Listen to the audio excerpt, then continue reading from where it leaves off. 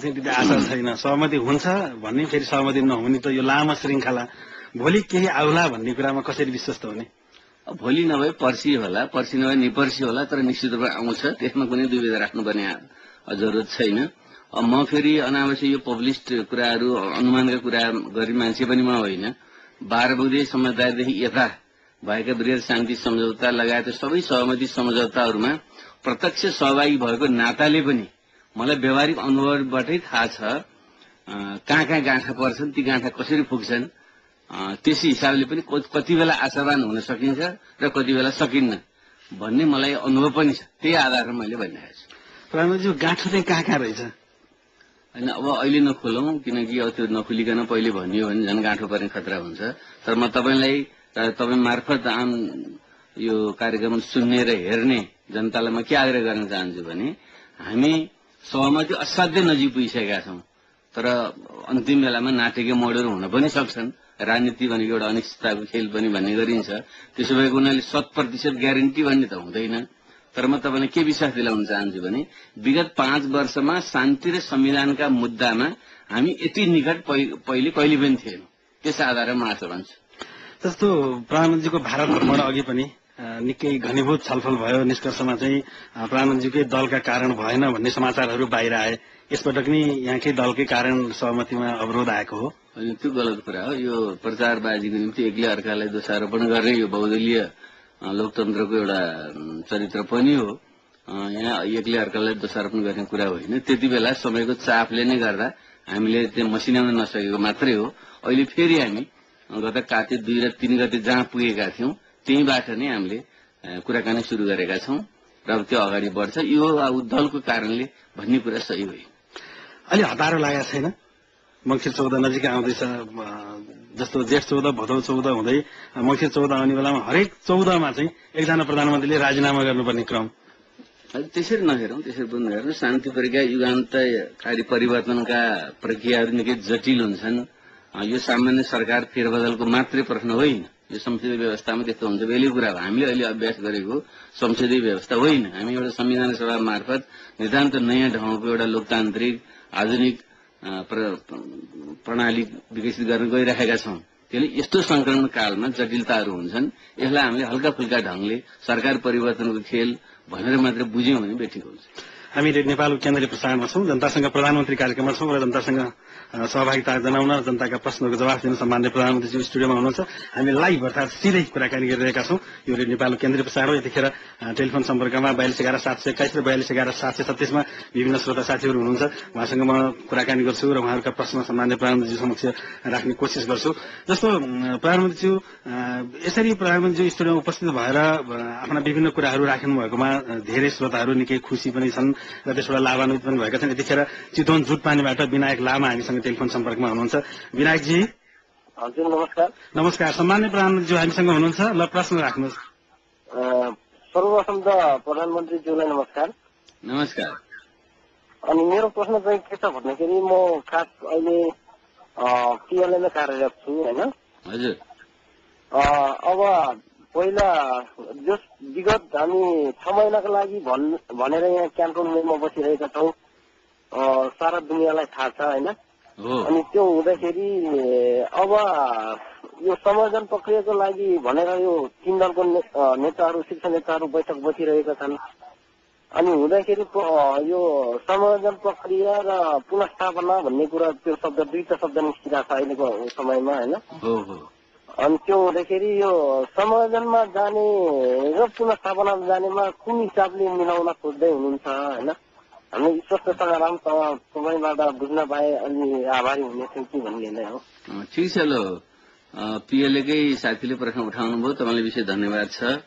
किनकि नेपालमा सामन्ती राजतन्त्रलाई उन्मूलन गरेर अहिलेको संहिता, गणतन्त्र, धर्मनिरपेक्षता सहितको यो लोकतान्त्रिक प्रणालीमा आउनको निम्ति 10 वर्षीय जनयुद्धले जुन भूमिका निर्वाह गर्यो र त्यसमा जनमुक्ति सेनाका योद्धाहरूले जुन भूमिका खेल्नुभयो त्यो ऐतिहासिक छ। त्यसको सम्मान गर्नै पर्छ। त्यसै भएको हुनाले हामीले अहिले सेना समायोजन पुनस्थापनाका विषयमा जुन कुराकानी गरिरहेका छौँ त्यो जनमुक्ति सेनाका लडाकुहरूको पुनः सम्मान हुने ढंगले नै हामीले गर्न गइरहेका छौं।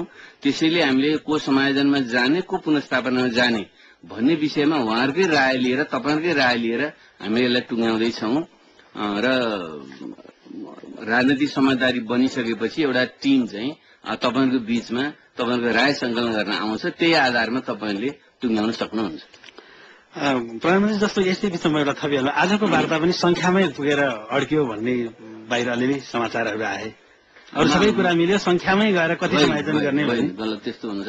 हेर्नु, वार्ताको एउटा तरिका के हुन्छ भने थुप्रै विषयहरूमा वार्ताहरू हुने गर्छ, छलफल हुने गर्छ मुद्दाहरूमा, तर एउटा एउटा गरेर टुङ्गे जस्तो हुन्छ, तर पुरै कहिले पनि टुङ्ग्याउँदैन। जब अन्त्यमा सबै विषय टुङ्गियो भने त्यो सहमति हुन्छ। एउटा दुईटा विषय बाँकी रह्यो भने कुनै पनि नमिल्या मानिन्छ। त्यो चाहिँ वार्ता प्रक्रियाको एउटा अन्तर्राष्ट्रिय प्रचलन नै हो। म आफै 12 गतेदेखि अहिलेसम्मका सहमति सम्झौतामा प्रत्यक्ष सहभागी भएको नाताले मलाई थाहा छ। त्यसै भएको एउटाले मात्र रोक्यो भन्ने भने सही होइन। यतिखेर अर्जुन शर्मा कालीमाटी काठमाडौँका हाम्रा र नेपालका श्रोता साथी हुनुहुन्छ, उहाँसँग म कुरा गरिहाल्छु। अर्जुनजी। हजुर। प्रधानमन्त्रीसँग तपाईँको प्रश्न के छ होला? हजुर, मेरो चाहिँ अनुगमन सम्बन्धमा हो। हजुर। हजुर, यो दशैं अगाडि चाहिँ उहाँको प्रत्यक्ष निर्देशनमा अनुगमन पनि एकदम धेरै भयो होइन, त्यसले प्रभाव पनि धेरै पार्यो। अनि हाम्रो सञ्चार माध्यमहरूमा पनि त्यसले राम्रै स्थान हो थियो होइन। हजुर, अहिले दशैं पछि त्यहाँ सकेपछि चाहिँ यो अनुगमन चाहिँ अलिक कम भएको हो कि यो दशैंको लागि मात्र हो कि कर्मचारीहरूको लागि सेलाएको छ एकदम यस सम्बन्धमा भन्ने प्रश्न। दशैंलाई मात्रै होइन, यो अनुगमन हामी निरन्तर अगाडि बढाउन चाहन्छौं, किनकि जनतालाई सेवा सुविधा प्रदान गर्नु सरकारले विशेष ध्यान दिने एउटा उसको दायित्व भित्रकै कुरा हो। त्यसो भएको हुनाले सेवा प्रवाहको विषयमा के कस्तो भइराखेको छ भन्ने विषयमा हामी निरन्तर अनुगमन हामी गर्छौं र अब केही यदि कमी आएको हो भने यसलाई मैले गम्भीरतापूर्वक लिन्छु र तपाईँ ढुक्क हुनुहोस्, अनुगमनमा कुनै कमी आउँदैन र गलत हरकत गर्नेहरूलाई हामी कसैलाई पनि हामी सहजै उम्किन हामी दिँदैनौँ। यही बीचमा केही मेलमा पनि साथीहरूले लेख्नु भएको थियो, मैले नाम उल्लेख गरिन, निकै धेरै मेलहरू आएका छन्। अनुगमन गर्ने मान्छेहरूलाई नै अनुगमन गर्ने संयन्त्र चाहियो भन्ने खालको गुनासो छ प्रधानमन्त्री। पनि त्यस्तो छ भने ठोस रूपमा भन्न सकिन्छ, तर फेरि शंकाकै भरमा सबैले शंका गर्नु पनि हुँदैन। कसै न कसैले त विश्वास गर्नै पर्छ, तर फेरि हाम्रो विगतदेखिको जुन एउटा विरासत छ त्यो त्यति राम्रो चाहिँ छैन। त्यसले एकले अर्कालाई प्रत्येक क्षणमा चाहिँ निगरानी गरिराख्नु पर्ने आवश्यकता चाहिँ छ।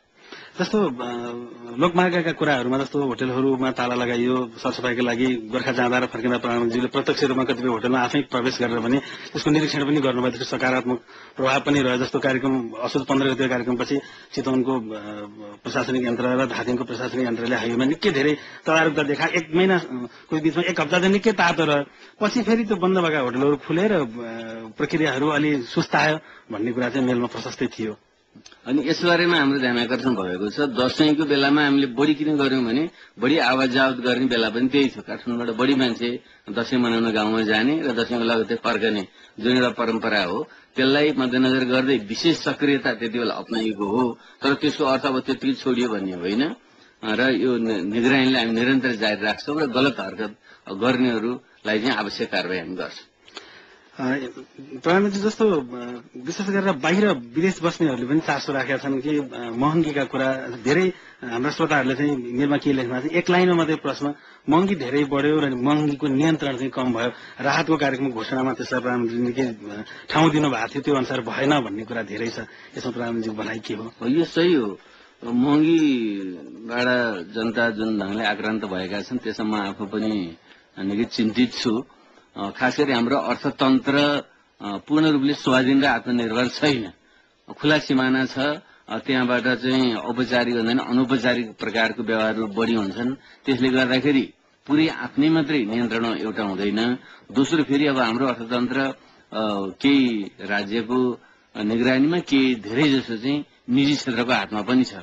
त्यो कारणले गर्दाखेरि चाहिँ तपाईले पुरै नियन्त्रण तपाईँ गर्न पनि सक्नुहुन्न। विविध कारणबाट यस्तो भएको छ। फेरि पनि हामी खास गरी न्यून वर्गका जनता, निम्न आय भएका जनता, दुर्गम क्षेत्रमा रहने जनता, उहाँहरूलाई चाहिँ सरकारकै तर्फबाट चाहिँ राहत दिएर विशेष वितरण प्रणालीको व्यवस्था गरेर सर्वसुलभ तरिकाले सुपथ मूल्यमा वस्तु उपलब्ध गराउने योजना चाहिँ हामी अगाडि बढाउँदैछौँ। त्यसमा चाहिँ हामीले गम्भीरतापूर्वकले गृह कार्य गरिरहेका छौँ। चाबेल काठमाडौँबाट तेम्बा गेलु शेर्पा हामीसँग सम्पर्कमा हुनुहुन्छ, उहाँ पत्रकार पनि हुनुहुँदो रहेछ। तेम्बाजी। हजुर हजुर नमस्कार। नमस्कार। ल प्रधानमन्त्रीसँग प्रश्न राख्नुहोस्। हजुर प्रधानमन्त्री नमस्कार। नमस्कार। हेलो हेलो तेम्बाजी, ल भन्नुहोस्। हजुर मैले चाहिँ यहाँले एउटा प्रश्न राख्न चाहे, जस्तो यो विशेष गरी विदेश जाने क्रममा काठमाडौँको त्रिभुवन अन्तर्राष्ट्रिय विमानस्थलमा चाहिँ ठगिने गर्छन्, विशेष गरी आदिवासीसँग सम्बन्धित र यो शेर्पा जातिहरूमाथि चाहिँ अलिकति ठगिने प्रवृत्ति छ। हिजो भर्खरै एउटा दिक्षिन्टोमा शेर्पालाई ठगिएको काण्डको चाहिँ यहाँलाई पत्र पनि प्रेषित भइसक्यो होला। यो विषयमा जस्तो यो त्रिभुवन अन्तर्राष्ट्रिय विमानस्थलमा चाहिँ पासपोर्टमा राख्दा चाहिँ भिसा लागिसकेपछि पनि फेरि नागरिकताको एउटा प्रमाणपत्र देखाउनु पर्ने बाध्यता हो कि अथवा कस्तो हो? यो एउटा चाहिँ सिस्टमको बारेमा मलाई अलिकति जानकारी गराइदिनु पाए हुन्थ्यो कि भन्ने छ र एउटा ठगिने प्रवृत्ति अथवा ठगिने घटनालाई चाहिँ कसरी रोक्न सकिन्छ भन्ने चाहिँ मेरो यहाँलाई एउटा प्रश्न। यो चाहिँ अहिले तत्कालीन यो नियम कसरी परिवर्तन गर्न सकिन्छ अथवा त्यो त्रिभुवन विमानस्थलमा ठगिने क्रम चाहिँ कसरी रोकिन सकिएला भन्ने चाहिँ प्रश्न गर्न चाहन्छु। यहाँले धेरै महत्त्वपूर्ण कुरा उठाउनुभयो, किनकि हाम्रो देशमा रोजगारी र अन्य कार्यको बस चाहिँ थुप्रै हाम्रा युवा युवतीहरू विदेशमा जान बाध्य भइरहेका छन्। त्यसमा धेरै जसो चाहिँ अन्तर्राष्ट्रिय विमानस्थलबाट भएरै उहाँहरू बाहिर जानुहुन्छ, आउनुहुन्छ। त्यस क्रममा उहाँहरूलाई ठगिनबाट जोगाउनको निम्ति नियमहरूलाई चाहिँ सरल बनाउने, सबको जानकारीमा लैजाने र कसैले दुरुपयोग गर्न नपाओस् भनेर ध्यान दिने हाम्रो प्रयत्न भइरहेको छ। तपाईँले भन्नुभयो जस्तै हालसालै एकजना शेर्पा महिलालाई जुन ढङ्गले दुःख दिइयो र उनीबाट घुस लियो भन्ने जुन कुराहरू आयो, त्यसको मैले तुरुन्तै नै सम्बन्धित निकायलाई निर्देशन दिएर कडाभन्दा कडा कारवाही गर्ने र छानबिन गरेर कुन प्रक्रिया पद्धतिको त्यहाँ उल्लङ्घन भएको हो, कुन छिद्रबाट चाहिँ त्यस्तो अपराध छिरेको हो, त्यसलाई टाल्न के गर्नुपर्छ मैले आवश्यक निर्देशन दिएको छु र तपाईँले यो प्रश्न उठाइसकेपछि मैले यसलाई अझै गम्भीरतापूर्वक म लिन्छु। प्रधानमन्त्री अलिकति के छ भने जस्तो भारत भ्रमणको सन्दर्भसँग पनि धेरै मेलहरू आएका छन्। अघिल्लो कार्यक्रममा सुदूरपश्चिमका केही साथीहरूले चाहिँ सीमामा हुने दुर्व्यवहारको कुरा गर्नुभएको थियो र प्रधानमन्त्रीले म भारत भ्रमण जानेछु, वार्ता गर्छु भन्नुभएको। त्यसको प्रभाव कस्तो रह्यो? हो, मैले भारत भ्रमणको क्रममा वार्ता गर्दाखेरि खास गरी सीमाबाट भारतबाट मान्छे जाँदाखेरि मुख्यतः आउँदाखेरि त्यहाँ जुन दुःख दिइन्छ र नेपालीहरूले बडो दुःख गरेर कमाएर ल्याएको चाहिँ रकमलाई विभिन्न बाहनामा त्यहाँ ठगिन्छ, लुटिन्छ भन्ने कुरा सुनिसकेपछि मैले आम रूपमा त सबैतिर उठाएर मुख्य रूपमा त्यहाँ मैले गृहमन्त्री पी चिदम्बरमसँग त्यो विषय गम्भीर ढङ्गले उठाएँ र उहाँले पनि बडो चिन्ता त्यसमा व्यक्त गर्नुभयो र खास गरी यो नेपालभित्र भारतीय 500 र 1000 रुपियाँका नोटहरूको प्रयोग हुन नसक्दाखेरि मान्छेहरूले उताबाट आउँदाखेरि सिमानासम्म 500 र 1000 का नोट बोकेर आउने तर नेपालभित्र ल्याउन नपाइने, त्यसो ती साट्ने बाहनामा धेरैले त्यहाँ ठग्ने गरेको भन्ने कुरा पनि आयो। त्यसै भएको हुनाले चाहिँ अब नेपालीहरूले त्यसले कमाएर ल्याएको रकमलाई सरल ढङ्गले देशभित्र ल्याउनको निम्ति एउटा मेकानिजम चाहिँ विकास गर्नुपर्छ सिमानामा भन्ने सहमति हाम्रो भएको छ। त्यसले कार्यरूप लिनेछ। त्यस अतिरिक्त दुवै देशका सीमामा रहेका पदाधिकारीहरूको पनि संलग्नता त्यहाँ देखिएको हो भने त्यसलाई कडाइपूर्वक लिनुपर्छ भन्ने सहमति त्यहाँ भएको छ। जस्तो भारतीय सुरक्षाकर्मीहरूले नेपालभित्र प्रवेश गरेर 3-4वटा घरहरू भत्काएका समाचारहरू प्रशस्त आएका थिए। त्यस विषयमा त्यसरी प्रत्यक्ष कुरा हुनु भए कि भएन? यो विषयमा त हाम्रो सीमा सम्बन्धी जुन समस्याहरू छन् कतिपय ठाउँमा दुवै पक्षले दावी गरेको आदि कारणले गर्दाखेरि पनि यी घटना हुने गरेका छन्। त्यसैले हामीले छिटोभन्दा छिटो सीमा विवाद टुङ्गाइनुपर्छ भन्ने विषयलाई हामीले त्यहाँ उठायौं र सामान्य सैद्धान्तिक सहमति त भयो, तर यति बेला त्यो सबै विषयमा चाहिँ टुङ्गो लगाउने स्थिति चाहिँ रहेन। तैपनि हामीले गम्भीर ढङ्गले उठाएका छौँ। यतिखेर खिचापोखरीका मोहन बोहरा हामीसँग टेलिफोन लाइनमा हुनुहुन्छ। मोहनजी हजुर नमस्कार। नमस्कार। ल यहाँको प्रश्न प्रधानमन्त्री समक्ष राख्नुहोस् न। नमस्कार प्रधानमन्त्री। नमस्कार। हजुर म मोहन बोहरा। हजुर। अहिले मेरो घर लम्चुङ, खास अहिले खिचापोखरीमा बस्छु। म इन्जिनियरिङ सेवा सम्बन्धित छु।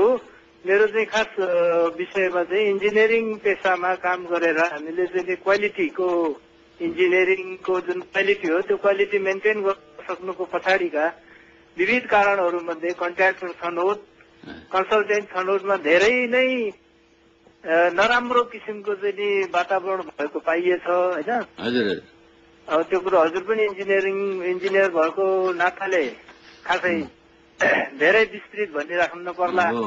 त्यो सम्बन्धमा जस्ता कन्ट्र्याक्टरहरूले विभिन्न किसिमका व्यक्तिहरू पठाएर आफू छनौट हुन खोज्नु, कन्सल्टेन्टहरूले भित्रभित्रै विभिन्न किसिमका चाहिँ घुसपैठहरू गर्न खोज्नु, त्यसमा चाहिँ कसरी हामीले रोकथाम गर्न सकिएला? ठिक, एकदम गम्भीर प्रश्न यहाँले उठाउनुभयो। किनकि हाम्रा विकासका थुप्रै रकमहरूको जुन ढङ्गले सदुपयोग हुँदैन र त्यसको ठूलो हिस्सा चाहिँ बिचैमा बिचौलिया तत्त्वहरूले माथिका सरकारी निकायमा रहनेहरूदेखि लिएर कन्सल्टेन्ट कन्ट्र्याक्टर हुँदै तलसम्मका सामान्य व्यक्तिहरूले पनि हिनामिना गर्ने भन्ने जुन कुरा आइराखेको छ त्यो गम्भीर विषय छ। त्यसैले यसलाई चाहिँ हामीले दीर्घकालीन ढङ्गले कसरी हल गर्ने भन्ने एकापट्टि सोच्नु छ भने तत्काल रूपमा चाहिँ त्यस्तो भ्रष्टाचारजन्य गतिविधिमा संलग्न हुनेहरूलाई कडा निगरानी र कारवाही गर्ने तरिकाले हामी जानुपर्छ र तपाईँ जस्ता सचेत नागरिकले यसमा ध्यान पुर्याउनु भयो र सुझाव दिनुभयो भने त्यसलाई कार्यान्वयन गर्ने मेरो प्रतिबद्धता हुन्छ। किनकि म आफै पनि एकजना आर्किटेक्ट प्लानर भएको नाताले त्यहाँ चाहिँ कन्सल्टेन्ट र कन्ट्र्याक्टरहरूको मिलिमतोमा कसरी हेराफेरी हुन्छ र त्यसमा सरकारी निकायका मान्छेहरूले समेत आफ्नो हिस्सा त्यहाँ खान्छन् र त्यसले गर्दा दुरुपयोग हुन्छ भन्ने सामान्य जानकारी मलाई छ र यसलाई मैले गम्भीरतापूर्वक लिन्छु र यसको निम्ति तपाईँलाई धेरै धेरै धन्यवाद। यतिखेर हामीसँग ढुनिराज पोखरेल हुनुहुन्छ सरलाई गौरीशंकर 4 बाट। ढुनिराजजी। हजुर दाइ नमस्ते। नमस्ते। ल प्रधानमन्त्रीज्यूलाई तपाईँको प्रश्न राख्नुहोस्। हजुर प्रधानमन्त्रीजी अभिवादन। हजुर अभिवादन। म प्रधानमन्त्रीज्यूलाई राष्ट्रको समस्या भन्दा पनि यहाँको पार्टीको समस्याको बारेमा एउटा सानो क्वेसन राख्न चाहन्छु। माओवादी जनयुद्धमा भन्दा सरकारमा हुँदा निरङ्कुश तानाशाही र सामन्तवादी प्रवृत्ति बढी देखिन थाल्यो। मर्ने बेलामा कमिलाको पोइन्ट आए जस्तै लक्षण माओवादी पार्टीमा देखा परेको प्रश्न जवाफ दिए आभारी हुनुहुन्छ प्रधानमन्त्रीज्यू, धन्यवाद। तपाईँले एउटा कुरो के ध्यान दिनु होला भने माओवादी पनि यही समाजको उपज हो। यो वर्गीय समाजमा विभिन्न विचार प्रवृत्तिहरू त्यहाँ आउँछन् र सबै पार्टीभित्र त्यसको प्रभाव पर्छ। त्यसले माओवादी कमी कमजोरी विकृतिबाट पुरै अछुतो छ भन्न त मिल्दैन। तर सबभन्दा नेपालको समकालीन नेपालमा सबभन्दा बढी त्याग र बलिदान गरेर आएको विपन्न गरिब वर्ग श्रमजीवी वर्गको हितको निम्ति लडेको शक्ति, त्याग र बलिदानको इतिहास भएको शक्ति चाहिँ माओवादी हो। त्यसैले माओवादी अब सिद्धिनै लाग्यो भन्ने निष्कर्ष निकाल्नु त सही हुँदैन। यसका कमी कमजोरी छन्, हुन सक्छन्, त्यसलाई सच्याएर जानुपर्छ। हामी निराशावादी हुनु हुँदैन। जहाँ समस्या छन् ती तत्काल ढङ्गले हल गर्ने जानु पर्ला। तर एक ठाउँको समस्यालाई सामान्यकरण गरेर सबैतिर बिग्रियो सिद्धियो भनेर निष्कर्ष निकाल्नु सही हुँदैन। सन्तुष्ट हुनुभयो होला। जस्तो प्रधानमन्त्रीज्यू, मेलमा धेरै साथीहरूले एकै खालका प्रश्नहरू विभिन्न क्षेत्रलाई तोकेर लेख्नु भएको छ। जस्तो वन फडानीको सन्दर्भ छ, कर्मचारीहरूको मनोवृत्ति र निराशा कर्मचारीहरूमा बढेका कुरा, अनि चुरे क्षेत्र, चुरे भाबर क्षेत्र र विशेष गरेर सिमसा क्षेत्रहरूको र सरकारी जग्गाहरूको संरक्षण जस्ता प्रशासनिक हिसाबले प्रभाव पर्ने खालका धेरै कुराहरूमा प्रशासन संयन्त्रको प्रभावकारी उपस्थिति नभएका कुरामा धेरैको गुनासो छ। धेरै साथीहरूले त्यसमा लेख्नुमा सबैजनाको नाम पढिरहँदा भने समय लाग्छ। मैले उहाँहरूलाई मेलमा पनि भनेको थिएँ, मैले सबैको नाम उठाउन सकिनँ भने नि इस्युलाई सामान्यकरण गरेर उठाउने कोसिस गर्छु भनेको थिएँ। र यी कुराहरूमा राज्य संयन्त्र कसरी लाग्छ, के सोच्छ? जस्तो चुरे भावरका कुरा होला, वन फडानीका कुरा भयो, यी सरकारी जग्गा जमिनको सुरक्षाका कुरा, यसमा चाहिँ के गर्न सकिन्छ, के सोचिरहेछ सरकारले? यो गम्भीर प्रश्न हो। किनकि हाम्रो नेपाली समाज यति बेला एउटा कृषि प्रधान अर्थतन्त्रबाट औद्योगिक अर्थतन्त्रतिर अथवा एउटा सामन्ती युगबाट पुँजीवादी युगतिर संक्रमणको अवस्थामा छ।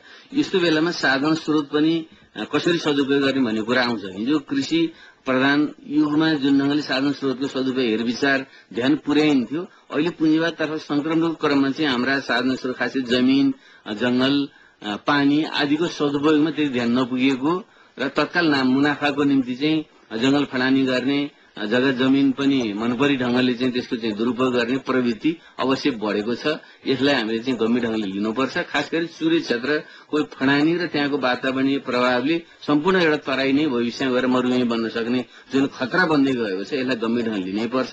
त्यसो भएको हुनाले सरकारको तर्फबाट विगतदेखि पनि विभिन्न कार्यक्रम सञ्चालन हुँदै त आएको छ, तर त्यति प्रभावकारी हुन सकेको छैन।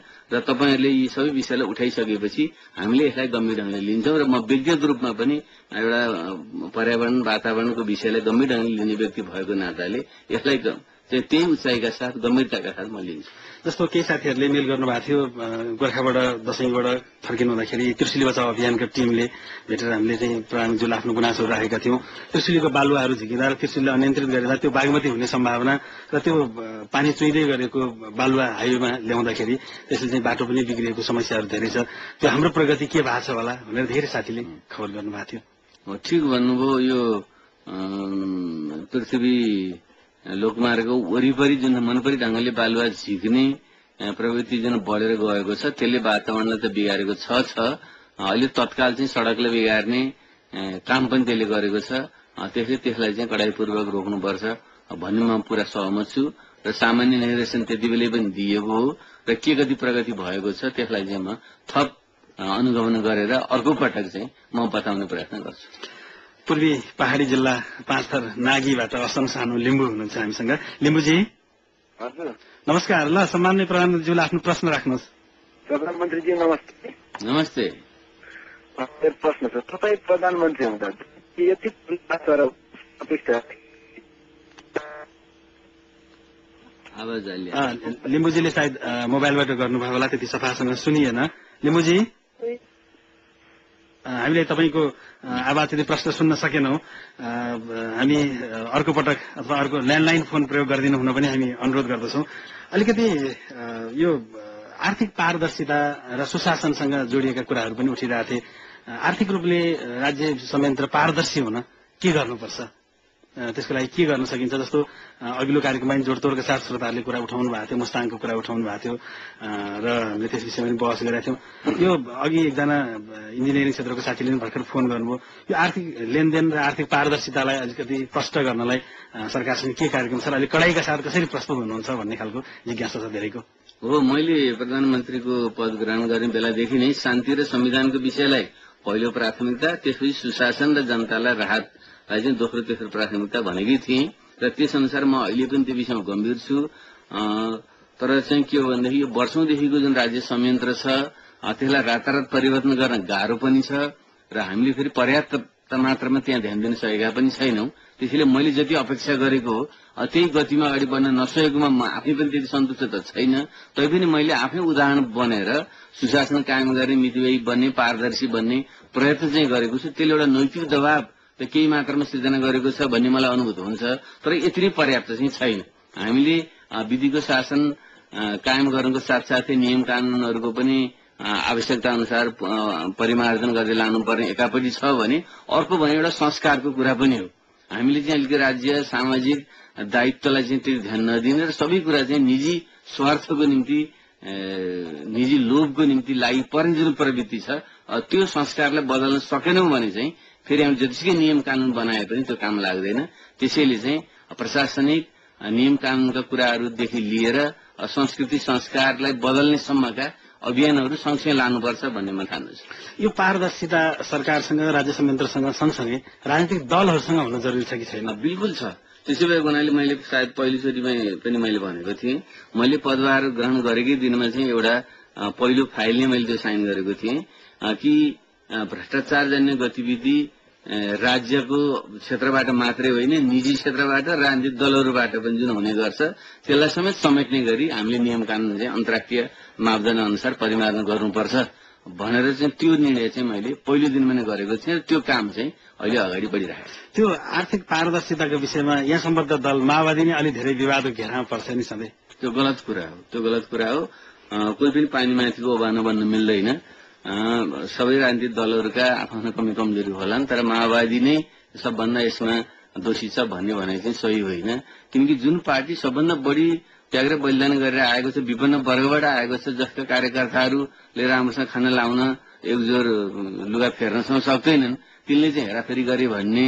तर जुन पार्टीहरू चाहिँ अलि उपल्लो हुने खाने वर्गको प्रतिनिधित्व गर्छन् र राज्यमा पनि लामो समयदेखि वर्षौंदेखि चाहिँ 20औं वर्षदेखि हालिमाली गरेका छन्, उनीहरू चाहिँ चोखो छन् भन्नु तथ्यसँग त हुँदैन। फेरि पनि यति बेला म कसैमाथि आरोप प्रत्यारोप गर्न चाहन्न। माओवादी पार्टी पनि क्रमशः प्रदर्शित हुँदै गएको कुरा मलाई पनि अनुभूत हुन्छ। त्यसमा हामी सचेत बन्नैपर्छ र हामी सबैले एकअर्काका नराम्रा कुरा सिक्ने होइन, राम्रा कुरा सिक्नेतिर जानुपर्छ भन्ने म ठान्छु। जस्तो स्विजरल्याण्डबाट एकजनाले मेल गर्नुभएको थियो, स्विस नागरिक हुनुहुन्छ, उहाँ बुद्धिस्ट हुनुहुँदो रहेछ, बुद्ध धर्म मान्ने हिसाबले लुम्बिनी पटक पटक आउनु भएको, लुक्लादेखि पोखरा हुँदै सबै ठाउँमा घुमेको। उहाँ स्विजरल्याण्डमा एउटा ब्याङ्कसँग सम्बद्ध हुनुहुँदो रहेछ। उहाँले एउटा मेल के लेख्नु भएको छ भनेदेखि माओवादी नेताहरूको भारतीय ब्याङ्कहरूमा केही पैसाहरू छ र त्यो चाहिँ केही युरोपियन सहयोगीहरू समेतको सहयोगमा त्यो पैसा चाहिँ स्विस ब्याङ्कमा गएको छ त्यो विषयमा प्रधानमन्त्रीलाई प्रश्न गर्नुहोला भनेर आधा नेपाली आधा अङ्ग्रेजी जान्दछु भनेर उहाँले इङ्ग्लिसमै तर मेल गर्नुभएको थियो। साँच्चै हो त यस्तो छ माओवादीका नेता? उहाँले केही बालवाला मन्त्रीहरूका समेत स्विजरल्यान्डमा खाता छ भनेर सोध्नु भएको थियो। हो, यो प्रचार गरिएको मैले थाहा पाएँ र केही इमेलहरू प्रचार गरेको मैले देखेँ। यसरी म प्रष्ट रूपमा के भन्न चाहन्छु भने स्विस ब्याङ्क लगायतका ब्याङ्कहरू हाम्रो हातमा माओवादीको हातमा छैन र अन्तर्राष्ट्रिय समुदायको बढी त्यहाँ पहुँच छ। त्यसैले उहाँले छानबिन गर्नु पर्यो र स्विस ब्याङ्कमा कुनै पनि माओवादी पार्टीको नेताको कसैको पनि 1 पैसा पनि छ भने त्यो पुरै लिएर जान चाहिँ म उहाँलाई यसै सम्बोधन मार्फत चाहिँ पुरै आग्रह गर्न चाहन्छु। त्यो छ भने तपाईँ कृपया जानकारी गराएर खुला गरेर लैजानु होला, तपाईँले झिक्नु होला। त्यसमा माओवादीले कुनै दाबी गर्दैन। यदि होइन भने दुष्प्रचार चाहिँ नगरियोस् भन्ने मेरो विनम्र आग्रह हुन्छ। जस्तै देशभित्र पनि यो माओवादीभित्रको विवादमा चाहिँ अलिकति आर्थिक कुरा पनि पर्छ र भनेर यहाँको पार्टीको अध्यक्षलाई अर्को एउटा समूहले चाहिँ आर्थिक हिनामिना गरेको आरोप लगाएको समाचारहरू नेपाली मिडियामा छ्यापछ्याप्ती आएको थियो। यस विषयमा के भन्नुहुन्छ? यो चाहिँ हेर्न जो बढी सफा छ त्यो धेरै सेतो बाटामा अलिकति पनि छिटा फ्याँकियो भने प्रष्टै देखिन्छ। त जो पहिलेदेखि नै बढी छिटाइले भरिएको छ भने त्यहाँ 2-4 छिटा 10-8 छिटा थपिने त्यति देखिँदैन। त्यसले माओवादीको चाहिँ एनजिओको इमेज चाहिँ धेरै सफा भएको हुनाले एकाध छिटा पर्दाखेरि मान्छे आँखा परे हुन सक्छ। तर माओवादी नै सबभन्दा बढी बिग्रिएको भन्ने भनाइ चाहिँ सही होइन र यस्तो आरोपमा म कुनै पनि त्यस्तो सत्यता देख्दिनँ। हामी नेपालको केन्द्रीय प्रसारणमा छौँ। जनतासँग प्रधानमन्त्री कार्यक्रममा हामी सम्माननीय प्रधानमन्त्री डाक्टर बाबुराम भट्टराईज्यूसँग सिधा कुराकानी गरिरहेका छौँ। 4211-721 र 4211-736मा श्रोताहरूले विभिन्न प्रश्नहरू राखिरहनु भएको छ। त्यतिखेर कालोपुल काठमाडौँका थमन खत्री हामीसँग टेलिफोन सम्पर्कमा हुनुहुन्छ। थमनजी, हेलो। हजुर हेलो, हजुर नमस्कार। को बोल्नुभयो होला यतिखेर? हजुर म चन्द्र भण्डारी बोलेको। चन्द्रजी, कहाँबाट होला? म गुल्मीदेखि। ल प्रधानमन्त्रीलाई प्रश्न राख्नुहोस्। हजुर, ल प्रधानमन्त्रीज्यू नमस्कार। नमस्कार। हजुर, मेरो प्रश्न, तपाईँ प्रधानमन्त्री बनेपछि शान्ति प्रक्रिया, सेना समायोजन, जो संविधान निर्माण जस्तो विषयमा भएको प्रगतिको स्वागत गर्दै हामी यो देशमा गाँस बाँच्न पाएर विदेशमा बस्न बाध्य भएका नेपालीहरूले आफ्नो मताधिकारको प्रयोग गर्न पाऊँ भन्ने विषयमा जो पहिला पनि उठेको थियो मुद्दा, त्यस बारेमा तपाईँको के विचार छ र त्यसलाई संविधानमा राख्न तपाईँको विचार अथवा उद्देश्य के छ त्यो बताइदिन अनुरोध गर्छु। यो तपाईँले महत्त्वपूर्ण प्रश्न राख्नुभयो, किनकि हाम्रो देशबाट 30 लाख युवाहरू रोजीरोटीको खोजीमा विदेश जान बाध्य छन्। त्यसैले उनीहरूले देशको निर्वाचन प्रक्रियामा समेत सहभागी हुन पाउने ढंगले कुनै व्यवस्था गरिनुपर्छ भन्ने भनाइ बिल्कुल जायज हो। तर व्यावहारिक ढंगले सबै ठाउँमा गर्न सकिन्छ कि सकिँदैन त्यो एउटा बुझ्नुपर्छ। तर म एउटा व्यक्तिगत रूपमा र हाम्रो पार्टीको मत चाहिँ के हो भने हामीले चाहिँ एउटा कानूनी व्यवस्था गरेर ठूलो संख्यामा जहाँ नेपालीहरू रहन्छन् उनीहरूलाई विदेशबाट पनि मतदान गर्ने व्यवस्था चाहिँ अब हामीले गर्नुपर्छ। त्यसो गरेर मात्रै सच्चा लोकतन्त्रको प्रत्याभूति हुन्छ। अन्यथा 30 लाख युवाहरूलाई चाहिँ मतदानबाट वञ्चित गरेर मताधिकार वञ्चित गरेर गरिने लोकतान्त्रिक अभ्यास सही लोकतान्त्रिक अभ्यास हुँदैन। अलिकति परराष्ट्र सम्बन्धका कुराहरू उठेका छन्। जस्तो अमेरिका गएर फर्कनुभयो, भारत भ्रमणमा जानुभयो, छिटै अब मालदिप्स जाँदै हुनुहुन्छ सार्क सम्मेलनका लागि। हामीले अखबारहरूमा थाहा पाएका छौँ चीन र जापानबाट पनि प्रधानमन्त्रीलाई औपचारिक भ्रमणको निम्ति आइसकेको छ। हाम्रो परराष्ट्र सम्बन्ध कसरी अघि बढिरहेछ, कसरी विकसित भइरहेछ? नेपाल हामी सबैले थाहा भएको कुरा हो, असाध्यै संवेदनशील भूराजनीतिक अवस्थामा छ। त्यसो भएको हुनाले पनि हाम्रो राष्ट्रिय स्वाधीनता, सार्वभौमसत्ता को रक्षाको निम्ति सबै मुलुकहरूसँग सन्तुलित सम्बन्ध राखेर अगाडि बढ्न आवश्यक छ। खास गरी दुई ठूला छिमेकीहरूसँगको सम्बन्ध कसरी सन्तुलित राख्ने भन्ने कुराले हाम्रो राष्ट्रिय स्वाधीनता, सार्वभौमसत्ताको रक्षामा धेरै हदसम्म चाहिँ निर्भर गर्छ। त्यसै भएको हुनाले मैले आफ्नोले पदभार ग्रहण गरिसकेपछि परराष्ट्र नीतिमा पनि उचित ध्यान दिनुपर्छ भन्ने मान्यता राखेको छु। त्यसै भएको हुनाले छोटो अवधिमा नै संयुक्त राष्ट्र संघ गएर भारतको भ्रमण मैले गरेको छु। अब छिटै मालदिप्सको भ्रमण हुन्छ। हुन त यो शान्ति प्रक्रिया प्रमुखता भएको बेलामा विदेश भ्रमण नगर्ने हो कि भन्ने कुरा पनि उठेको मैले पनि नसोचे होइन। तर अहिलेको अन्तर सम्बन्धी विश्वमा देशभित्रको चाहिँ आन्तरिक प्रक्रिया बाह्य प्रक्रियाले पनि धेरै हदसम्म असर गर्छ। त्यसै भएको हुनाले चाहिँ मैले चाहिँ विदेश सम्बन्धलाई उचित महत्व दिनु चाहिँ अन्यथा हुँदैन र आगामी दिनमा छिमेकी चीनसँगको सम्बन्धलाई पनि त्यही ढंगले चाहिँ विकसित गर्ने तर्फ मेरो सोच छ। र समग्रमा के भनौँ भने अहिलेको अन्तर सम्बन्धित भूमण्डलीकृत विश्वमा चाहिँ हामीले देशको चाहिँ राजनीतिक आर्थिक सामाजिक प्रक्रियालाई अन्तर्राष्ट्रिय रूपमा नै समायोजन गर्न नसकेसम्म हामीले चाहिँ राष्ट्रिय हितको संरक्षण गर्न सक्दैनौँ। यही नै हाम्रो चाहिँ आगामी दिनको चाहिँ परराष्ट्र सम्बन्धी नीतिको चाहिँ मुख्य नीति बन्नुपर्छ। र त्यस क्रममा एउटा कुरा मैले निरन्तर के अगाडि बढाएको छु भने नेपाल अब चाहिँ कुनै देशको विगतको जस्तो एउटा बफर स्टेट भएर बस्ने होइन।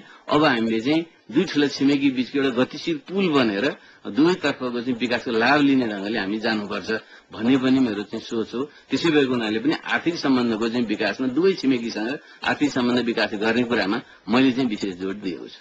यस विषयमा म फेरि फर्केर आउँछु प्रधानमन्त्री। यतिखेर अहिले घनश्याम कट्टेल नारायणघाट चितवनबाट हामीसँग लाइनमा हुनुहुन्छ। घनश्यामजी हेलो हेलो घनश्यामजी नमस्कार। प्रधानमन्त्रीलाई प्रश्न राख्नुहोस्। प्रधानमन्त्रीज्यू नमस्कार। नमस्कार।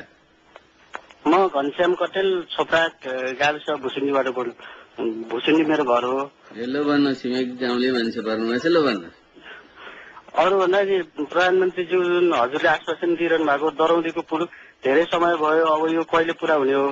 अनि अर्को कुरा प्रधानमन्त्रीज्यू जुन औषधिको जुन मार्केट छ गरिब जनताले खानुपर्ने अत्यावश्यक चिज, यसमा चाहिँ विभिन्न औषधि कम्पनीहरूले बढी बोनस दिने अनि मूल्य बढी राखेर डाक्टरहरूलाई त्यो औषधि बाबत कमिसन दिने अनि इन्डियन औषधि पनि त्यसरी नै बजारमा 200-300% बोनस दिएर ग्राहकबाट चाहिँ बढी पैसा वसुल्ने र जनतालाई रोगीलाई बिरामीलाई बढी चाहिँ मार पार्ने क्रम एकदम म्याक्सिमम बढिरहेको देखिन्छ।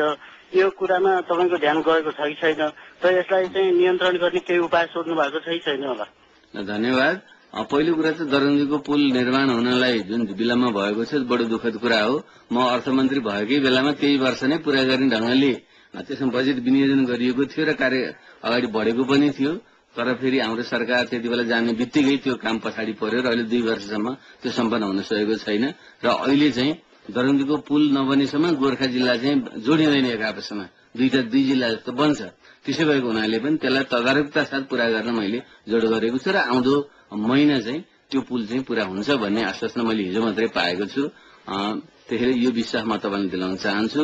र दोस्रो कुरा जहाँसम्म औषधिको मूल्य बढेको त्यसमा पनि आपसी मिलीमतो गरेर चाहिँ भाव बढाइएको भन्ने जहाँसम्म प्रसङ्ग छ, यो चाहिँ एउटा गम्भीर विषय हो। मैले पनि यो कुराहरू सुनेको छु।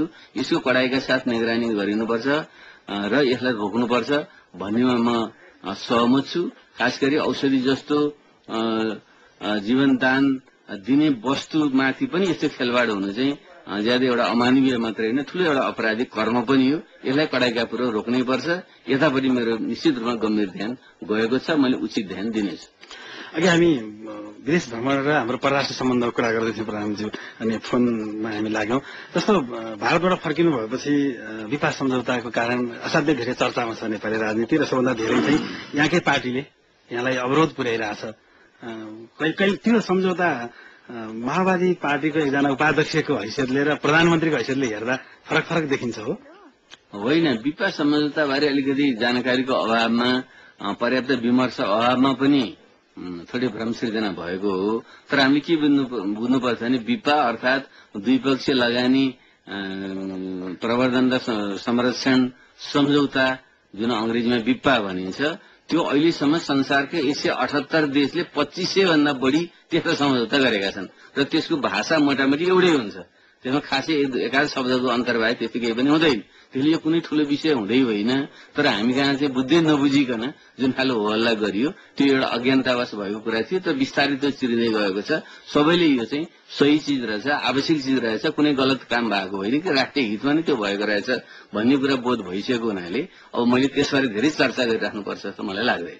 हामी रेडियो नेपालको केन्द्रीय प्रसारणमा छौँ। 4211-721 र 4211-736मा श्रोताहरूसँग सिधै सम्पर्क गरिरहेका छौँ। हामीसँग सामान्य प्रधानमन्त्री डाक्टर बाबुराम भट्टराईजी हुनुहुन्छ र जनतासँग प्रधानमन्त्रीको कार्यक्रम रेडियो नेपालको केन्द्रीय प्रसारणबाट प्रसार भइरहेछ। यतिखेर टेलिफोन सम्पर्कमा स्वयम्भू काठमाडौँबाट सङ्गीता तिमल सेना हुनुहुन्छ। सङ्गीताजी नमस्ते। हजुर नमस्कार। प्रधानमन्त्रीज्यूलाई तपाईँको प्रश्न के छ? हजुर ल सोध्नुहोस्, प्रधानमन्त्रीज्यूलाई तपाईँको प्रश्न के छ? प्रधानमन्त्रीज्यू नमस्ते। नमस्ते। हजुरले खास मैले चाहिँ के भन्न लाग्छु भने हजुरले जे गर्दै हुनुहुन्छ सबै राम्रो हुँदैछ। हामी युवाहरू हजुरको साथमा छौँ। रमेश खरेल, गोकर्ण विष्ट, रामेश्वर खनाल हजुरहरू जस्तो हस्ती नेपालले पाउनु साँच्चै हाम्रो लागि यतिखेर गौरवको विषय बनेको छ। हजुरको साथमा हामी छौँ। आज सडकदेखि लिएर हरेक ठाउँमा हामीले भोग्दै आएको समस्याहरू यति प्रष्ट रूपमा देखिँदै गएका थिए। आज ती सबै कुराहरू हजुरहरूबाट निर्मूल भए जस्तो हामीले महसुस गरिरहेछौँ। गरिरहेछौँ। त्यसैले हजुरले नआत्तिकन कसैको नलागिकन हजुरले चाहिँ आफ्नो जुन नेपाली गरिब जनताहरूको लागि जुन गर्छु भनेर अठोट लिनु भएको छ त्यसमा सधैँ लागिरहनुहोस्। यही म हजुरलाई शुभकामनाको लागि फोन गरेको। ल धेरै धन्यवाद सङ्गीताजी। तपाईँ जस्तो युवा व्यक्तित्वहरूले यस्ता प्रकारका भनाइहरू राख्दा हामीलाई एउटा ऊर्जा थप विश्वास पनि पैदा हुन्छ। साँच्चै नै देशका समस्याहरू धेरै गम्भीर छन्। धेरै कुरा गर्नुपर्ने छ। रातारात गर्न त सकिँदैन, तर इमान्दारितापूर्वक एउटा स्पष्ट सोच भिजन सहित अगाडि बढियो भने यो हाम्रो देशलाई एउटा भूस्वर्गमा परिणत गर्न सकिन्छ। त्यो मेरो विश्वास हो र त्यसको निम्ति देशको नेतृत्व गर्ने मान्छेहरूमा सदाचार, नैतिकता, स्पष्ट सोच चाहिन्छ। त्यसको चाहिँ मैले चाहिँ आफ्नो तर्फबाट प्रदर्शन गर्ने प्रयत्न गरिरहेको छु। तपाईहरु जस्ता युवा साथीहरूको साथ भयो भने त्यसमा सफल हुन सकिन्छ। ठूलो एउटा अभियानको खाँचो छ, त्यसमा अगाडि बढौं। त्यसमा तपाईहरुको साथ रहोस्, म यही कामना गर्छु। धन्यवाद। समयको अहिले अनुराधा कोइराला माइती हिसाबबाट हामीसँग टेलिफोन सम्पर्कमा हुनुहुन्छ। अनुराधा कोइरालाज्यू, हेलो। हेलो, नमस्कार। नमस्कार। यहाँले फोन गरिदिनु भयो, हामी खुसी भयौं। ल, प्रधानमन्त्रीज्यूलाई तपाईको प्रश्न के छ, छोटकरीमा राखिदिनु होला। प्रधानमन्त्रीज्यूलाई सर्वप्रथम त नमस्कार। नमस्कार अनुराधाजी। यहाँ सानो एउटा कुरामा त चाहिँ मेरो जिज्ञासा के हो भने पहिला त मेरो एउटा गुनासो, त्यसपछि जिज्ञासा। गुनासो चाहिँ के हो भने यहाँले हेर्नुभयो होला आजभन्दा 1.5 महिना अगाडिदेखि चाहिँ 30जना बाल बालिका उद्धार भनेर चाहिँ नि एभेन्यूले देखाइरहेको थियो र ती बच्चाहरूलाई चाहिँ एउटा संस्थाले उद्धार गरेर लिएर आयो भनेर भन्यो कोइम्बटोर मद्रासबाट। तर ती बच्चाहरूलाई चाहिँ रेस्क्यू गरे भन्दाखेरि पछि ल्याएर चाहिँ हामीले टेलिभिजनमा हेर्दा चाहिँ ती बच्चाहरू चाहिँ पढिरहेकै थियो अरे कोइम्बटोरमा। त्यहाँ पढिरहेको बेलामा अब एकजनाको बाबुआमाले ल्याइदियो भनेर भन्यो र भनिसकेपछि चाहिँ 4जनालाई ल्याउनु पर्नेमा सबै 23जना बालिकाहरूलाई ल्याइदिए रेस्क्यू गरे भनेर। र त्यो रेस्क्यू चाहिँ होइन, ती बच्चाहरू पढिरहेको थिए, आमा बाउको सोही इच्छाले त्यहाँ पढाएको हो र अब उनीहरूलाई ल्याउने गरिरहेको थियो आमा बाउले। अब रेस्क्यू भनेर त्यो संस्थाले ल्यायो र हामीले देख्दाखेरि चाहिँ आमा बाउले धेरै कम्प्लेन गरे र हामी कहाँ पनि आइरहेको छ, त्यो बालिकाहरू पढ्नु पाइरहेको छैन। अहिले अल्पत्र भयो, इन्डियाले पनि लिएन, यहाँ पनि बालिकाहरू अझ छैन। आज 1.5 महिना भयो यो संस्था घरि समाज कल्याण परिषद, घरि महिला मन्त्रालय, घरि CWCमा गइरहेको छ, चाइल्ड वेलफेयर बोर्डमा गइरहेको छ। यिनीहरू अल्पत्र भइरहेछ। प्रधानमन्त्रीज्यूकोमा यसमा चाहिँ नि सुन्नु भएको छ नि यो विषय लिएर, र सुन्नु भएको छ भने यो बालिकाहरूलाई कसरी पुनर्स्थापना गर्ने सोच बनाउनु भएको छ। हजुर, धन्यवाद अनुराजी। तपाईँले महत्वपूर्ण विषय उठाउनु हो र जुन महान काम तपाईँले गरिराख्नु भएको छ त्यसको म सधैँ उच्च प्रशंसा रहेको छु। गत यो दशैंको बेलामा पनि तपाईँहरूको माइती नेपालको अवलोकनबाट तपाईँले गर्नुभएको सत्कार्यबाट म असाध्यै प्रभावित भएको छु। अहिले पनि जुन सामाजिक चासोको विषय तपाईँले उठाउनु हो यो महत्वपूर्ण म ठान्दछु र म क्षमा याचना गर्न चाहन्छु। यो विषयमा मलाई अलिकति नजिकबाट यसको ज्ञान भएन, मैले सामान्य सुन्ने कुरा मात्रै भयो। तर मैले तपाईँले अहिले जसरी राख्नुभयो त्यही गहिराईबाट मैले यो कुरा बुझ्न पाएको छैन। यदि त्यसो हो भने यो एउटा गम्भीर छानबिनको एउटा विषय हो र यसलाई गम्भीरतापूर्वक लिनुपर्छ र म छिटै नै तुरुन्तै नै यो विषयमा चाहिँ जाँच पडताल गरेर तथ्य बुझेर आवश्यक कारवाही गराउने विश्वास म तपाईँलाई दिलाउन चाहन्छु।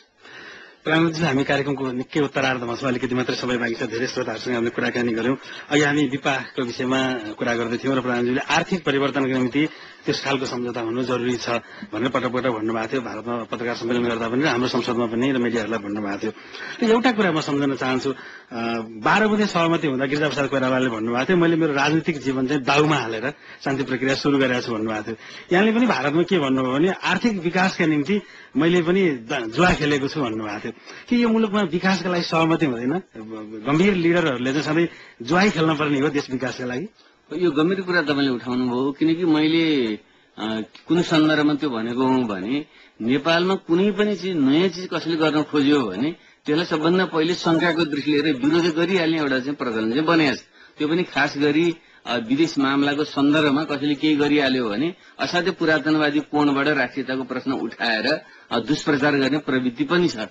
त्यसो भएको हुनाले चाहिँ नेपालमा साँच्चै नै यो गरिबी बेरोजगारीको अन्त्य गरेर समुन्नत नयाँ नेपाल, आर्थिक रूपले समृद्ध नेपाल निर्माण गर्ने हो भने हामीले मूल रूपमा त आन्तरिक साधन स्रोतको परिचालन गर्ने हो। तर अहिलेको यथार्थ स्थितिमा चाहिँ बाह्य पुँजीको पनि आवश्यक परिचालन नगरिकन त्यो विकास हुँदैन भन्ने सोचका साथै विपा सम्झौता गर्न जरुरी छ भन्ने ठानेको हौं। तर हामी कहाँ चाहिँ असाध्यै यान्त्रिक ढंगले विपा अथवा विदेशबाट कुनै पुँजी ल्याउने, त्यो पनि भारतबाट पुँजी ल्याउने कुराको चाहिँ गहिराइमा नगइकन एउटा विरोध गर्ने जुन प्रवृत्ति छ त्यसलाई संकेत मैले गरेको हुँ र मैले मेरो ब्रह्मले देश र जनताको निम्ति ठिक छ भनेर त्यो गरेको हुँ र मलाई जति दिन बित्दै जाँदछ त्यो विपा सहमति गरेर एकदम ठिक गर्ने त्यो आवश्यक छ र भोलि इतिहासले त्यो मलाई सही साबित गर्छ भन्ने कुरामा म चाहिँ बिल्कुल विश्वस्त छु। त्यसैले कति बेला चाहिँ नेतृत्वले चाहिँ रिस्क पनि लिनुपर्छ, जोखिम पनि लिनुपर्छ भन्ने चाहिँ मेरो चाहिँ भनाइ। यहाँकै पार्टीबाट बढी धेरै विरोध भयो, कालो झण्डा प्रदर्शन पनि भयो, एयरपोर्टमा सबै भयो। यो आर्थिक उदारीकरण, विदेशी लगानी ल्याउने कुरामा हिजो माओवादीको दृष्टिकोणभन्दा अहिले परिवर्तन भएको छ। कतै माओवादीको नेता बाबुराम भट्टराई भइरहँदा भन्दा मुलुक चलाउँदा जिम्मेवार हुनुपर्ने रहेछ र हिजोको माओवादीले लिएको रणनीति चाहिँ आर्थिक रणनीति चाहिँ गलत रहेछ भन्ने निष्कर्षमा पुग्नु होइन। त्यसो पनि होइन, त्यो पनि बुझ्नु पनि गलत बुझ्नु। कुनै पनि चिज गतिमा हुन्छ, समाज विकासको क्रम सँगसँगै परिस्थिति बदलिन्छ र त्यही अनुसारले नीति निर्माण पनि परिवर्तन गरेर जानुपर्छ र कुनै खास परिवेशमा जान तपाईले आन्तरिक रूपमा राजनीतिक परिस्थिति उपजित सिर्जना नगरिकन, राज्यमा जनताको सहभागिता सुनिश्चित नगरिकन, आर्थिक साधन स्रोत परिचालन गर्ने एउटा वातावरण नबनाइकन खालि विदेशको मात्रै भर गर्नुभयो भने त्यति बेला परनिर्भरता बढ्छ र त्यसको नीतिको हामीले विरोध गरेकै हो, त्यो गर्नु पनि पर्छ। तर अहिले जुन खालको राजनीतिक परिवर्तन छ अब बिस्तारै हामीले चाहिँ यो राजनीतिक परिवर्तनलाई संस्थागत गरेर आर्थिक वृद्धिमा तीव्र विकास गर्नु छ हामीले। त्यसको निम्ति मुख्य रूपमा देशभित्रकै साधन स्रोत परिचालन गर्दा गर्दै पनि सहायक रूपमा बाह्य स्रोत चाहिन्छ भन्ने यो मेरो एउटा भनाइ हो र यो चाहिँ सही भनाइ हो र यसलाई तपाईले विगतको अडान छोडेर नयाँ गर्यो भन्ने भनाइ पनि होइन। विगत भन्दा परिस्थिति बदलिएको छ, बदलिएको परिस्थिति अनुसारै नीति निर्माण गर्न सक्नु नै नेतृत्वको परिचय आएको म यसरी बुझ्छु। एउटा कोणबाट हेर्ने हो भने वैद्य समूहले, यहाँकै पार्टीको वरिष्ठ उपाध्यक्ष समूहले भनेको कुरा त 7 सालको राजनीतिक परिवर्तनको मूल एजेन्डा राजनीतिक बहुलता, त्यो यहाँले स्वीकारिहाल्नुभयो। 46 को परिवर्तनपछिको उपलब्धि भनेर आर्थिक उदारीकरणलाई लिएको दुवै कुरा 68 सालमा आइपुगेर माओवादीले स्वीकारेपछि त माओवादी हुनुको, माओवादी आफ्नो चिजबाट पछि हट्यो भनेर भने वैद्य समूहले भनिरहेको कुरा त गलत गलत। वैद्य समूहले त्यसो भन्नुभएको छैन। कमल किरण हाम्रो पार्टीका सम्मानित नेता हुनुहुन्छ, उहाँहरूको भनाइले तपाईँले अलिक गलत ढंगले प्रस्तुत गर्नुभयो। म तपाईँले आग्रह गर्न चाहन्छु, कृपया जसको जे बनाइयो त्यही राखिदिनु होला। र हाम्रो कमल किरणले कहिल्यै पनि माओवादी पार्टीले चाहिँ 7 सालको बहुलता स्वीकार गर्यो र अहिलेको उदारीकरण स्वीकार गर्यो भन्नुभएको छैन र हामीले त्यसरी स्वीकार गरेका पनि छैनौं र अहिले गर्ने स्थिति पनि त्यो होइन। यदि त्यसो हुन्थ्यो भने नेपालमा यदि ठूलो परिवर्तन आवश्यकतै पर्दैन, जनयुद्ध पनि हुँदैन थियो, जनआन्दोलन पनि हुँदैन थियो, मधेस आन्दोलन पनि हुँदैन थियो। यदि 7 सालै पर्याप्त थियो, 46 सालै पर्याप्त थियो भने यदि ठूलो बलिदान हुँदैन थियो। त्यसैले कसैले फेरि 7 साल मात्रै पर्याप्त थियो, 46 साल मात्रै पर्याप्त थियो, त्यसपछि यताका आन्दोलन सबै आवश्यक थिएन भन्छ भने त्यो चाहिँ एउटा गलत बुझाइ हो र इतिहाससम्म सोचाइ होइन। त्यसरी नसोचियोस् भन्ने म आग्रह गर्न चाहन्छु। माओवादी भनेको चाहिँ समय सँगसँगै एउटा विकसित नयाँ परिस्थितिलाई आत्मसात गरेर अगाडि बढ्ने शक्ति हो। त्यही अनुसारै हामीले हाम्रो नीति बनाएका छौं र त्यसले नयाँ नेपाल निर्माण गर्छ भन्ने मेरो विश्वास छ। यतिखेर अन्तिममा हामी एकजना श्रोता साथीसँग सहभागिता जनाउँछौं। चेष्टराज भण्डारी सर्लाही लालबन्दीबाट हुनुहुन्छ। भण्डारीजी। हजुर सर, नमस्कार सर। हजुर, निकै संक्षेपमा एउटा प्रश्न राखिहाल्नुहोस् न। ल हुन्छ सर। बाबुराम भट्टराईजी प्रधानमन्त्रीज्यूलाई नमस्कार। नमस्कार। हजुर, म सर्लाही लालबन्दीबाट चाहिँ चेष्टराज भण्डारी बोलिरहेको छु। हजुरसँग प्रश्न गर्न पाए एकदमै खुसी छु र हजुर चाहिँ एउटा एकदमै स्वस्थ छरिरहेको व्यक्ति, म लगायत सम्पूर्ण नेपाली जनताले स्वीकार्नु भएको, म कुनै पनि हृदयदेखि नै हजुरको पूर्ण प्रशंसा गर्छु र पनि हजुर भ्रष्टाचार नियन्त्रण गर्न चाहिँ एकदम लागि पर्नु भएको छ, प्रतिबद्धता व्यक्त गर्नु भएको छ। त्यो तपाईँको एकदमै स्वस्थ छविको म कदर गर्छु र चाहिँ तपाईँले भ्रष्टाचार नियन्त्रण गर्नु भनेर लाग्नु भएको छ, तर पनि तपाईँको सरकारमा जुन समावेश हुने मन्त्रीहरू चाहिँ एसियाकै भ्रष्ट नेतामा पर्ने मन्त्रीहरू पनि चाहिँ लाइन लिएर चाहिँ सरकारमा अगाडि बढिरहनु भएको छ जस्तो चाहिँ मैले चाहिँ मिडियामा र पत्र पत्रिकाहरूमा चाहिँ सुन्न पाएको छु। त्यो लाग्दाखेरि चाहिँ अब कसरी तपाईँ अगाडि बढ्न सक्नुहोला, जुन चाहिँ तपाईँको लक्ष्य छ, तपाईँको त्यो ध्येयमा चाहिँ कसरी सफल हुन सक्नुहोला? मलाई आफैलाई चाहिँ एउटा चिन्ता लागिरहेको छ, मलाई लगायत सम्पूर्णलाई लागेको चिन्ता हो। कसरी सफल हुनुहोला, कि प्रधानमन्त्रीलाई सफल हुन नदिने पो हुन् कि भन्ने चाहिँ लागिरहेको छ मलाई। यो के हो, कसरी सफल बनाउनुहुन्छ प्रधानमन्त्रीज्यू? होइन, तपाईँले उठाउनु भएको प्रश्न गम्भीर छन्, यसलाई हामी ध्यान दिनै पर्छ। तैपनि म के भन्न चाहन्छु भने यो इगौँदेखिको थुप्रीको फोहोर एकैचोटि अन्त्य हुँदैन। कुनै पनि एउटा भकारो सोहोर्न त अलिकति समय लाग्छ भने फेरि इतिहासका पोहोरहरू सोहोर्न र मान्छेको मानसिकता, संस्कार, संस्कृति, बानी भएर बदल्न समय लाग्छ। त्यसले यसमा चाहिँ अलिकति अगुवा गर्ने व्यक्तिले हिम्मत हार्नु हुँदैन। सानो कामबाट राम्रोसँग काम गर्दै गरेर सुरुवात गरेर उदाहरण बनेर देखाउनुपर्छ। त्यसो हुन सक्यो भने मान्छेहरूको मन बदलिन पनि सक्छ। रत्नाकर डाँकु चाहिँ पछि ठूलो विद्वान वाल्मीकि भए जस्तै हिजो कमी कमजोरी गर्ने मान्छेहरू आज चाहिँ सज्जन भएर निस्कन पनि सक्छन्। त्यसैले हामीले सबैलाई त्यसै दुत्कारण पनि हुँदैन। तैपनि यो तपाईँले उठाउनु भएको प्रश्न गम्भीर छ। त्यसपछि सचेत हुँदै एउटा उच्च नैतिकता, मनोबल लाई कायम राखेर अगाडि बढ्न म प्रतिबद्ध छु र त्यो अभियानमा म जारी राख्नेछु। तपाईँहरू जस्ता साथीहरूको सहयोग, जनताको सहयोग चाहिँ चाहिन्छ। हामी जनतासँग प्रधानमन्त्री कार्यक्रममा छौँ, अन्तमा आइपुग्यौँ। प्रधानमन्त्रीज्यू समय दिनुभयो, श्रोताहरूसँग कुरा गरिदिनु भयो। रेडियो नेपालको तर्फबाट धेरै धेरै धन्यवाद ज्ञापन गर्छौँ। हस्, यहाँहरूले पनि मेरा विचारहरू रेडियो नेपाल टेलिभिजन मार्फत जुन लाने अवसर दिनुभयो त्यस निम्ति म यहाँलाई विशेष धन्यवाद दिन चाहन्छु। र म चाहिँ एउटा नयाँ ढङ्गले नेपाललाई एउटा नयाँ युगतिर लिएर जाने क्रममा भएको हुनाले लोकतन्त्री मूल्य मान्यता स्थापित गर्नको निम्ति हामी जनतासँग सिधै जानुपर्छ, जनताको आवाज सुन्नुपर्छ। जनताको निरन्तर निगरानी, हस्तक्षेप हुने व्यवस्था नै सही अर्थमा लोकतान्त्रिक व्यवस्था हो भन्ने म मान्दछु। त्यसैले यो कार्यक्रम चाहिँ यो सामान्य मात्रै नभएर एउटा लोकतान्त्रिक संस्कार विकास गर्नको निम्ति पनि एउटा सहयोग पुग्नेछ भन्ने मैले विश्वास लिएको छु। त्यसैले यी कार्यक्रम निरन्तर अगाडि बढुन्, यसमा सबैको सहभागिता निरन्तर जारी रहोस्, म यही आग्रह गर्न चाहन्छु र सबैलाई धन्यवाद दिन चाहन्छु। धन्यवाद। हस्त श्रोताहरू, जनतासँग प्रधानमन्त्रीको कार्यक्रमबाट हामी बिदा माग्छौँ। संयोजक धनेन्द्र विमल सहित यो कार्यक्रम निर्माणमा संलग्न सबै टिमका तर्फबाट म नवराज लम्सालाई बिदा माग्छु। नमस्कार।